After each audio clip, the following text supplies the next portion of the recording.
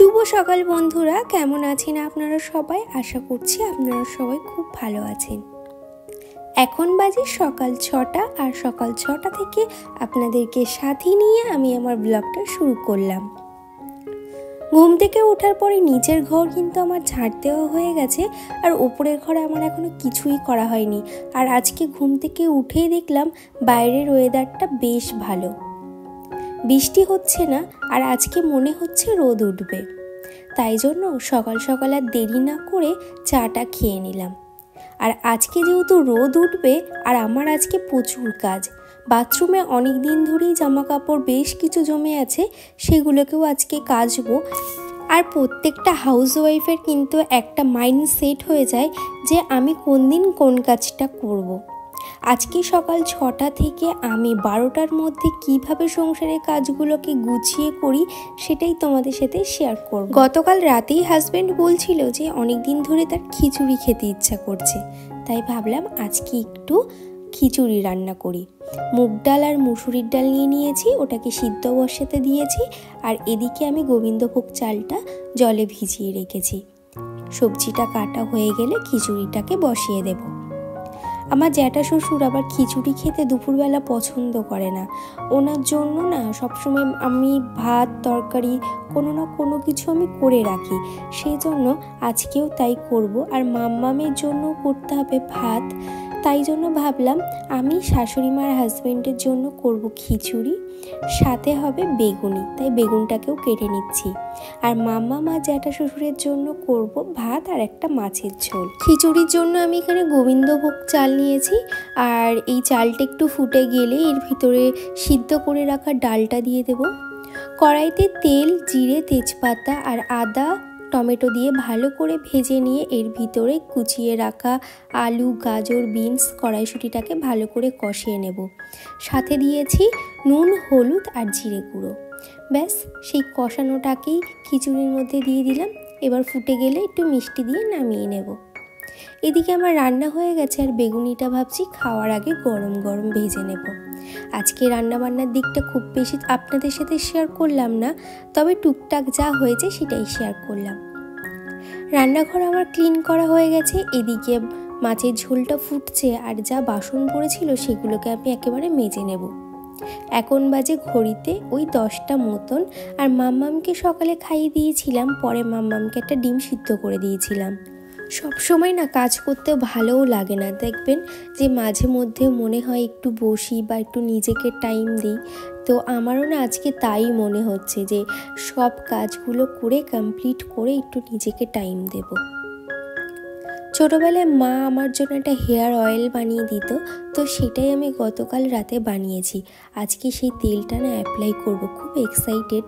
তেলটা ইউজ করতাম যখন আমি বিয়ের আগে, তখন প্রচুর আমি রেজাল্ট পেয়েছি, গুড রেজাল্ট, যেটা হচ্ছে চুল পড়া বন্ধ হতো, চুল অনেক তাড়াতাড়ি বাড়তো।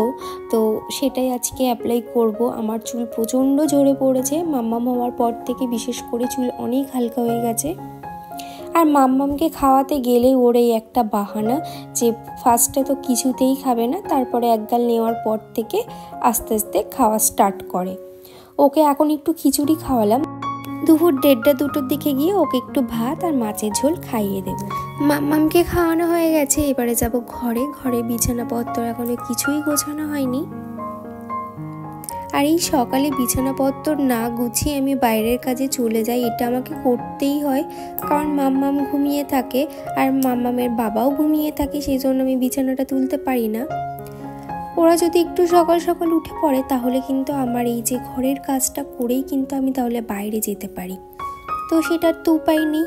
এই জন্য আমাকে রান্না টান্না সেরে এসে বিছানাপত্রগুলো গোছাতে হয়। যাই হোক, এখানে আমার বিছানাপত্র গোছানো কমপ্লিট। আর এই বেড কভারটা না অনেকটা ছোট, বলেছে একটা বেড কভার কিনে দেওয়ার জন্য, দেখি কবে কিনে দেয়। তারপরে মাম্মামের বাবার একটা শু ছিল, তো সেটাকে একটু ভালোভাবে ক্লিন করলাম, আর একটু না কমফর্ট দিয়ে রাখলাম, বেশ ভালো গন্ধ বেরোবে তাহলে। এখানে আমার ল্যাপটপটাকে ভালো করে মুছে ভালোভাবে জিনিসটা গুছিয়ে রেখে দিলাম। আর কাজের জিনিস তো আমার সব কিছুর জিনিসের প্রতি একটু খুঁতখুঁতানি থাকে, তো যদি নষ্ট হয়ে যায় সেজন্য আমি সবসময় ভাবি একটু পরিষ্কার পরিচ্ছন্ন করে সবসময় গুছিয়ে রাখার। টেবিলটাকে ভালোভাবে গুছিয়ে পরিষ্কার করে রাখলাম। এই কাজগুলো যদি আমি রোজ না করি তাহলে মনে হয় যেন আমার ঘরটা নোংরা হয়ে আছে, ক্লিন করা হয়নি।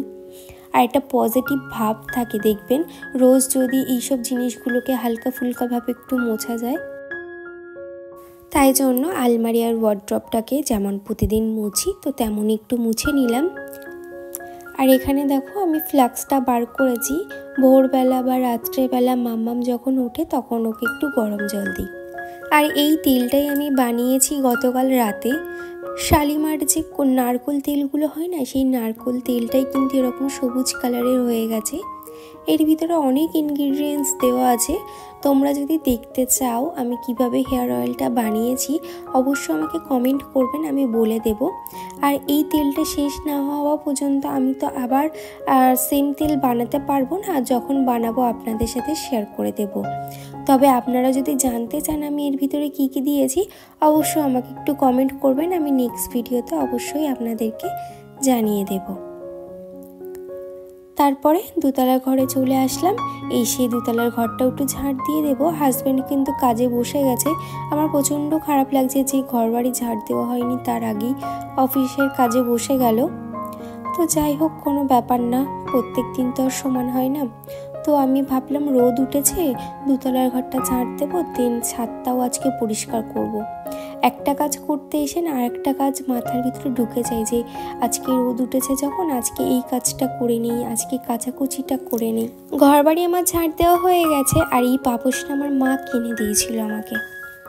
দেন ওপরে যে টুকিটাকি যে কাজগুলো আছে সেগুলোকে কমপ্লিট করে তারপরে ছাদটাকে একটু ঝাড় দেব। অনেক দিন হয়ে গেল আর তার ভিতরে বৃষ্টি হয়েছিল, পুরো পাতাগুলো জলে ভিজে একেবারে যাচ্ছে তাই অবস্থা। যাওয়ার আগে ভাবলাম দরজাটাকে একটু মুছে নিই, কারণ সামনেই যেহেতু আমাদের রাস্তা সেজন্য প্রচণ্ড ধুলো পড়ে। তবুও ভালো আমাদের একদম মেন রোডের সামনে বাড়ি না, তাহলে আরও ধুলো পড়তো। দুটো খরগোশ আনা হয়েছে আর ওদের নাম দিয়েছি আমি চুলবুলি আর বুলবুলি। আপনারা যদি ভালো কোনো নাম জেনে থাকেন ওদের দুজনের জন্য তাহলে একটু অবশ্যই কমেন্ট করবেন। তারপরে এই যে পাতাগুলোকে ভিজে যাচ্ছে তাই হয়ে গেছে, তাই পাতাগুলোকে তুলে নিয়ে একেবারে বাইরে ফেলে দেব, তাহলে ছাদটা একদম পরিষ্কার থাকবে। আর এই পিঁড়েটাও বাইরে ছিল আর এটাও দেখলাম ভিজে গেছে, তাই একটু রোদে দিয়ে নিচ্ছি। আর এই যে এই দুটো দেখো বাঁধাকপি দিয়েছি সকালে, কিচ্ছু খায়নি, ওইভাবে চুপ করে বসে আছে। মাম্মাম তো এদেরকে পেয়ে ভীষণ খুশি। জুতোটাও রোদে দিলাম আর গাছগুলোও বেশ তরতাজা হয়ে উঠেছে, তেজপাতাগুলোও ভিজে গেছে। আর দুখানা জুতো রোদেই দিয়েছি, দুদিন ধরে তো কালো জুতোটা শুকাচ্ছেই না, আর আজকে সাদা জুতোটা আবার কেচে দিলাম। যাকে আমার ওপরের কাজ কমপ্লিট, এবার স্নান করে নেব। স্নান করেই খেয়ে নিলাম গরম গরম বেগুনি আর খিচুড়ি, তারপর সানস্ক্রিন অ্যাপ্লাই করলাম আর এইভাবেই দিনটা কাটালাম। টাটা।